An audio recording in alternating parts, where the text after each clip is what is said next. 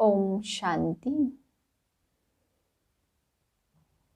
मैं आत्मा फरिश्ता रूप धारण कर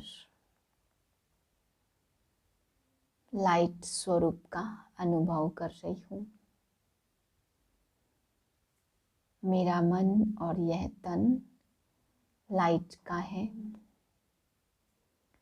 मुझसे लाइट के वाइब्रेशन फैल रहे हैं। पावरफुल ब्रेक द्वारा सर्व संकल्पों को स्टॉप कर मैं आत्मा फरिश्ता स्वरूप बन रही हूँ।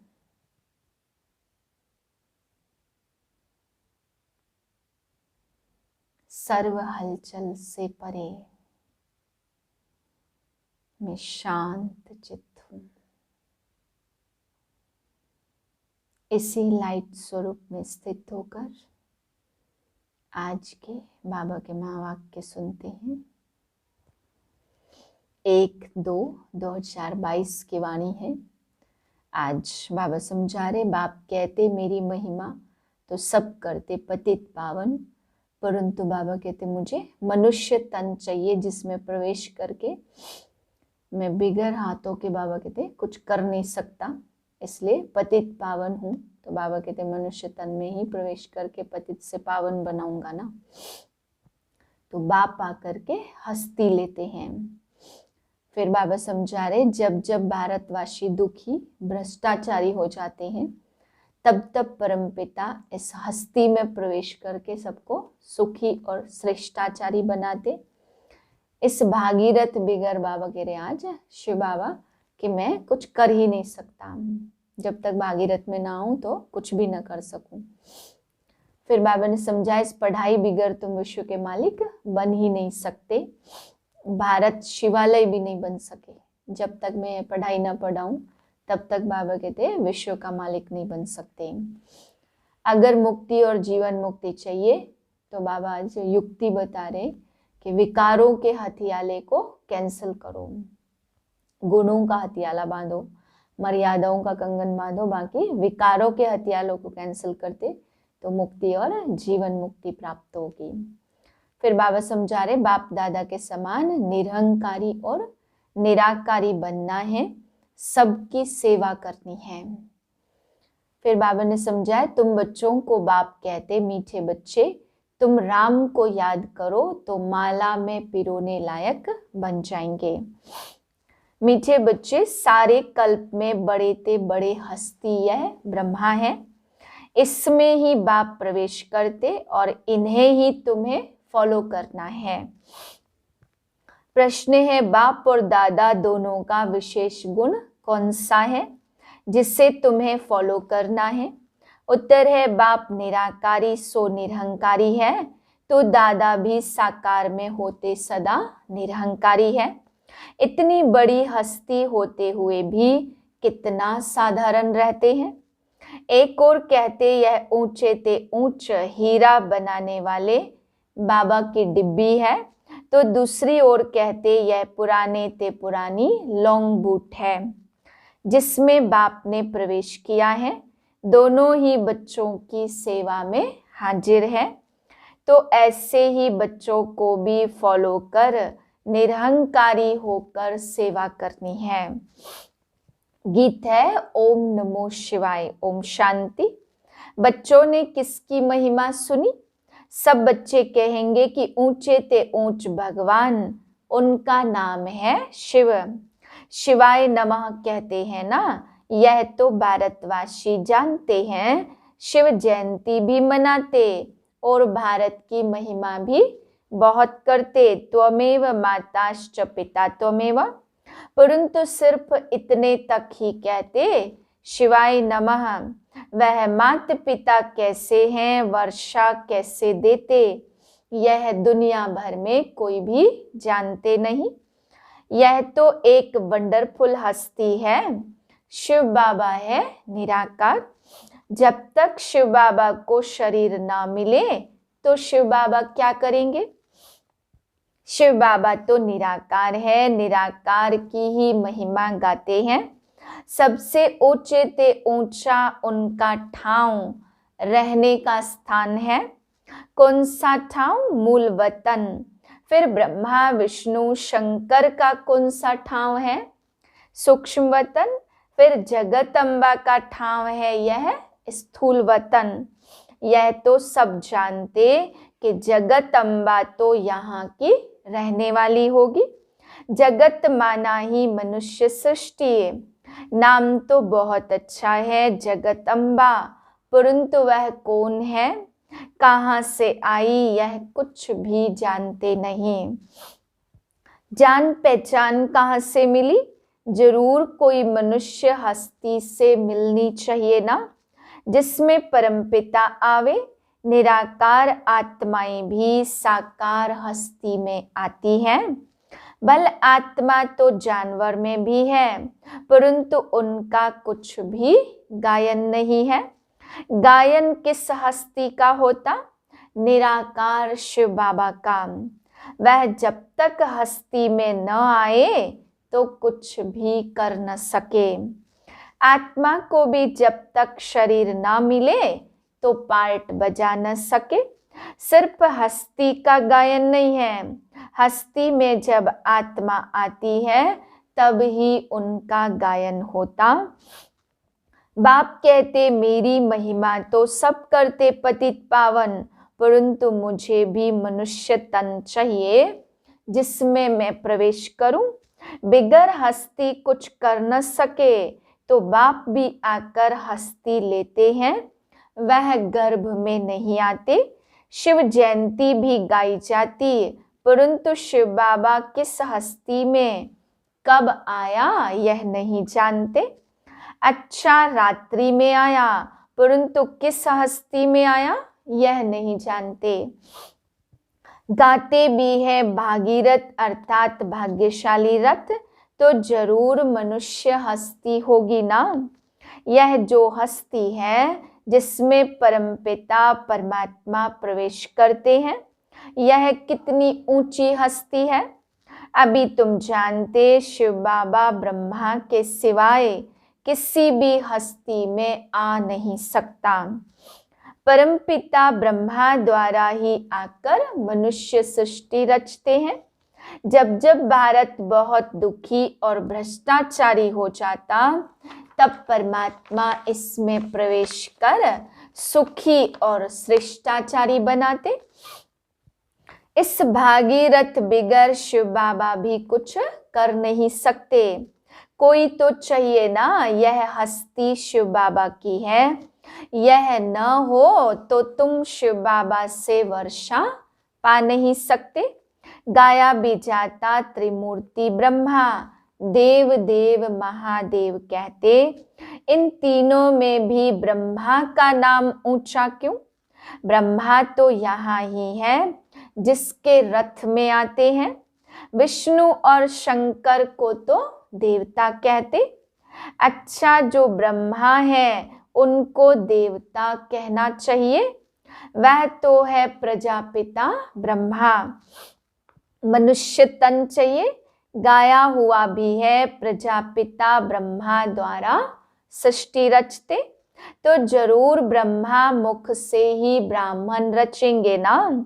तो यह कितनी बड़ी हस्ती है, परंतु है कितनी साधारण। इतनी बड़ी हस्ती और इनका रहन सहन देखो कितना साधारण है, कितना निरहंकारी है। अभी बाप आकर तुम्हारी सेवा में उपस्थित हुआ है। देखो कैसे बैठ पढ़ाते। तुम क्या पढ़ते हो? तुम कहेंगे हम राजयोग की पढ़ाई पढ़ते। कौन पढ़ाते? परमपिता परमात्मा। तो छोटे बड़े बूढ़े जवान सब पढ़ते हैं। यह ईश्वरीय कॉलेज है, मनुष्य से देवता अथवा विश्व का मालिक बनने का। हम यहाँ आए ही हैं पढ़ने अथवा विश्व की बादशाही लेने। लक्ष्मी नारायण जब विश्व पर राज्य करते थे तो और कोई धर्म नहीं था, ना कोई खंड था। एक ही भारत खंड था, अब फिर वह पद प्राप्त करने के लिए तुम यहाँ कैसे बैठे हो? इस पढ़ाई बिगर तुम विश्व के मालिक बन न सको। भारत शिवालय बन न सके, शिव बाबा ही गाया है निराकार और निरहंकारी। जब तक हस्ती में प्रवेश न करे तो निरहंकारीपना कैसे दिखावे? कितनी महिमा है अकाल मूरत, परंतु ऐसे नहीं कि वह मुर्दे को भी जिंदा कर सकते। तुम बच्चों को बहुत नशा होना चाहिए कि हमको परमपिता परमात्मा पढ़ा रही है। ब्रह्मा बिगर प्रजापिता किसको कह नहीं सकते। ऐसे नहीं कि शिव या विष्णु प्रजापिता है, नहीं, ब्रह्मा ही सारे मनुष्य सृष्टि का पिता है और आत्माओं का पिता है शिव बाबा। बाकी उस पिता को तो कोई जानते ही नहीं, अपनी आत्मा को ही नहीं जानते। कहते हैं पुण्यात्मा पापात्मा, फिर क्यों कहते हम ही परमात्मा हैं? कितनी ठगी है। तुम बच्चे जानते, आज से 5000 वर्ष पहले पीस, प्योरिटी और प्रॉस्पर्टी थी। अब बाप कहते मैं आकर सबको नॉलेज देता हूँ। पहले तुम कुछ नहीं जानते थे, अब सब कुछ जानते हो। बाप की बायोग्राफी बाप से ही जानी जाती, अब निराकार की बायोग्राफी कैसे हो सकती? जरूर जब साकार में आए तब बायोग्राफी हो। सिर्फ आत्मा की बायोग्राफी नहीं हो सकती, जीव आत्मा बने तब पुनर्जन्म में आवे और बायोग्राफी भी हो। वे लोग कहते 84 लाख योनियां हैं और बाप कहते 84 लाख जन्म थोड़े ही होते। यह सब गपोड़े हैं। बाप कहते मैं ब्रह्मा तन में आकर तुमको वेदों का सार समझाता हूँ, साथ साथ राजयोग सिखलाता हूँ और रचयिता रचना के आदि मध्य अंत का राज भी समझाता हूँ। जब पहले पहले बड़े बड़े ऋषि मुनि भी नहीं जानते थे तो उन्हों की औलाद फिर कैसे जान सकती? तो देखो बड़े ते बड़ी हस्ती कितने साधारण रूप में है। ऊंचे ते ऊंच हीरा बनाने वाला बाप है, उनकी यह है डिब्बी। बाबा कहते ब्रह्मा बाबा उनकी डिब्बी। रथ कहो जुत्ती कहो, सबसे पुरानी जुत्ती यह है। पहले पहले जब आत्मा आती तो बिल्कुल नंबर 1 थी। श्री नारायण को नंबर 1 रखेंगे और श्री लक्ष्मी भी प्लस में है। उन्हों के लिए भी पुनर्जन्म है, पहले सूर्यवंशी फिर चंद्रवंशी, ऐसे 84 जन्म का हिसाब चाहिए। 84 लाख का हिसाब तो कोई बता न सके। दुनिया वाले न राम की न रावण की बायोग्राफी जानते। दिन प्रतिदिन रावण की पाग बढ़ती जाती, दुनिया पतित होती जाती है। बाप कहते बच्चे तुमको माया ने तुच्छ बुद्धि बना दिया, परंतु अपना घमंड कितना है। तुम बच्चों को बाप कहते मीठे बच्चे, तुम राम को याद करो तो माला में पिरोने लायक बन जाएंगे। रुद्र माला के बाद होती विष्णु की माला। भगत माला में भक्तों की महिमा होती है। यह रुद्र माला और फिर विष्णु माला में पिरोनी है, यानी विष्णु के राज्य में जाते हैं। कितना ऊंचा ज्ञान है। संन्यास भी 2 प्रकार का है, वह है हठ योग संन्यास। कर्म संन्यास तो कभी हो नहीं सकता, कर्म बिगर तो मनुष्य रह नहीं सकते। प्राणायाम चढ़ाकर बैठ जाएं फिर भी कर्म तो करेंगे ना। अनेक प्रकार से प्रैक्टिस करते, वह कोई राजयोग नहीं है। वह है हद का संन्यास, हठ योग संन्यास। वह भी भारत का धर्म है पवित्रता का, परंतु देवताओं जितना पवित्र और कोई धर्म हो नहीं सकता। वहां कोई संन्यास नहीं करना पड़ता, क्योंकि आत्मा पवित्र है तो उनको शरीर भी पवित्र मिलता। आत्मा में ही खाद पड़ती है। कला कम होते होते पतित बनना है। अभी सभी आत्माएं आयरन एज में हैं, सब सांवरे हैं। आत्मा जब पवित्र थी तो गोरी थी। अभी आत्मा अपवित्र है तो शरीर भी अपवित्र काले हैं। गाया भी जाता श्याम सुंदर। अगर मुक्ति जीवन मुक्ति चाहिए तो वह विकारों का हथियाला कैंसिल करना है। पवित्रता की राखी बांधो। यह अभी की ही बात है, जबकि तुम ब्रह्मा के बच्चे हो। ब्राह्मण बनने बिगर कोई भी यहाँ आ नहीं सकते। तुम हो ब्रह्मा मुख वंशावली। शिव बाबा कहते, मुझ निराकार की महिमा तो गाते हैं, परंतु जब तक न ले तो कर ही क्या सकते। मैं बहुत जन्मों के अंत के जन्म में आता हूँ। अभी सबका विनाश होना है। ब्रह्मा द्वारा स्थापना किसकी? कलयुग की स्थापना तो नहीं होती ना, स्थापना होती सतयुग की संगम पर।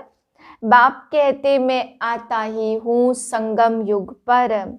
तुम ब्राह्मणों के लिए यह संगम है और बाकी सबके लिए है कलयुग।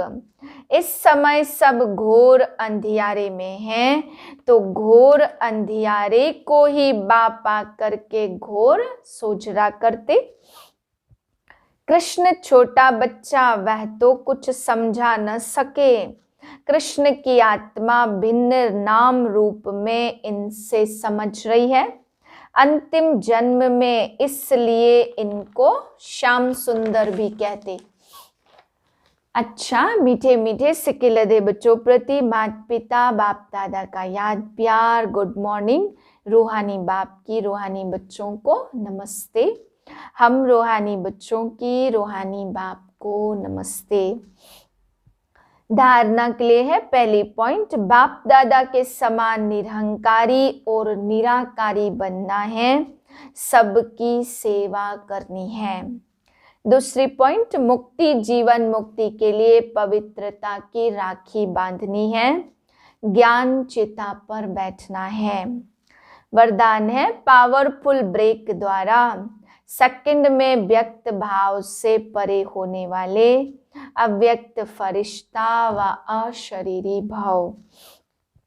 चारों ओर आवाज का वायुमंडल हो, लेकिन आप एक सेकंड में फुल स्टॉप लगाकर व्यक्त भाव से परे हो जाओ।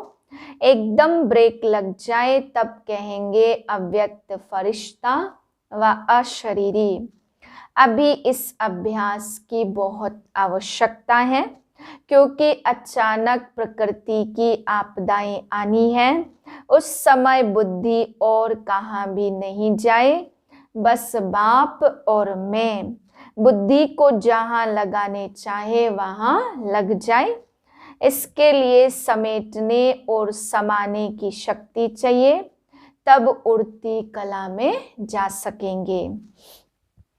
स्लोगन है, खुशी की खुराक खाते रहो तो मन और बुद्धि शक्तिशाली बन जाएगी। मातेश्वरी जी के अनमोल महावाक्य, दुनिया में अनेक प्रकारों की मत से परमात्मा की श्रेष्ठ मत। इस दुनिया में 3 प्रकार की मत है, एक है मन मत और दूसरी है गुरु मत और तीसरी है शास्त्र मत। अब विचार की बात है, मनमत, गुरु मत अथवा शास्त्र मत सभी आत्माओं की मत ठहरी, न देवता मत ठहरी न परमात्मा की मत ठहरी। भल कोई देवता की मत मिले, परंतु वो मनुष्य आत्मा की मत हुई। परंतु देवताएं तो सर्वगुण संपन्न 16 कला संपूर्ण है। उन्हें गुरु मत शास्त्र मत की जरूरत नहीं है। उन्हें गुरु की भी जरूरत नहीं थी। गुरु किया जाता सदगति के लिए। तो जो अधोगति में है वह गुरु कर सकते, परंतु सतयुग त्रेता में अधोगति नहीं है ना, तो वहां गुरु करने की जरूरत नहीं है। वास्तव में सच्चा गुरु एक परमात्मा है जो सर्व आत्माओं को सदगति देने इस ड्रामा के अंत में आता है। बाकी तो सभी नाम मात्र गुरु हैं, क्योंकि कोई भी मनुष्यात्मा मुक्ति और जीवन मुक्ति का रास्ता बता नहीं सकती। देवताएं भी मनुष्य से देवता बने हैं, बाकी वे कोई तीसरी आंख वाले या 4 भुजाधारी नहीं थे। लोग समझते कि देवताएं कोई मनुष्य से भिन्न होंगे। हाँ, भिन्नता यह है कि वह 16 कला संपूर्ण होने के कारण बहुत पवित्र हैं। उनके संस्कार शुद्ध थे, बाकी मनुष्य तो मनुष्य थे ना। सतयुग में मनुष्य जब दैवी गुण वाले हैं तो उन्हें देवता कहते। अब यह मत परमात्मा द्वारा हमको मिल रही है। हम मनुष्य मत या गुरु की मत पर नहीं हैं, हम चल रहे हैं परमात्मा की मत पर। सभी आत्माओं से परमात्मा की जरूर श्रेष्ठ मत होगी ना। अच्छा, ओम शांति।